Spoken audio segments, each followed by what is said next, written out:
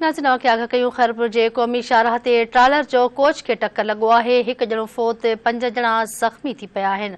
अफ़सोसनाक ख़बर अवांखे ॾियूं पिया। हादिसे में अब्दुल सत्तार चाचड़ फोत थी वियो आहे ऐं ज़ख़्मियुनि खे इस्पताल मुंतक़िल कयो वियो आहे।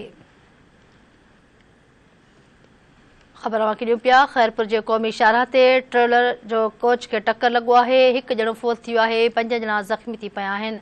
हादिसे में अब्दुल सत्तार चाचड़ फोत थियो आहे, जॾहिं त ज़ख़्मियुनि खे इस्पताल मुंतक़िल कयो वियो आहे।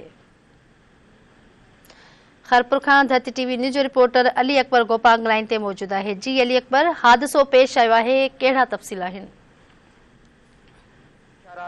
ट्रालर जो मुसाफ़िर कोच खे टक्कर लॻण जे नतीजे में हिकु जेको मुसाफ़िर आहे उहो मौके ते फोत थी वियो आहे, जॾहिं 5 खां वधीक जेके मुसाफ़िर आहिनि उहे ज़ख़्मी थी विया आहिनि। खैरपुर लॻ क़ौमी शाहराह शाह हुसैन बाईपास वटि तेज़ रफ़्तार ट्रालर जो जेको आहे उहो मुसाफ़िर कोच खे टक्कर लॻण जे नतीजे में मुसाफ़िर आहे अब्दुल सत्तार जी चाचड़ जेको आहे उहो फोत थी वियो आहे, जॾहिं त 5 खां वधीक जेके मुसाफ़िर आहिनि असदुल्ला, आज़िम, तारिक ऐं मोहम्मद मुकी ऐं ॿिया जेके आहिनि उहे ज़ख़्मी थी पिया आहिनि। वाक़े बाद फोती जो लाश ऐं ज़ख़्मियुनि खे पुलिस खणाए सिविल अस्पताल खैरपुर मुंतक़िल कयो वियो, जॾहिं त ॿुधाए पियो वञे मुसाफ़िर कोच जेका आहे उहा सखर खां कराची तरफ़ वञी रही हुई त तेज़ रफ़्तारी सबबि हादिसो पेश आयो आहे। जी ठीकु आहे अकबर, वरी महिरबानी तफ़सील ॾियण जे लाइ।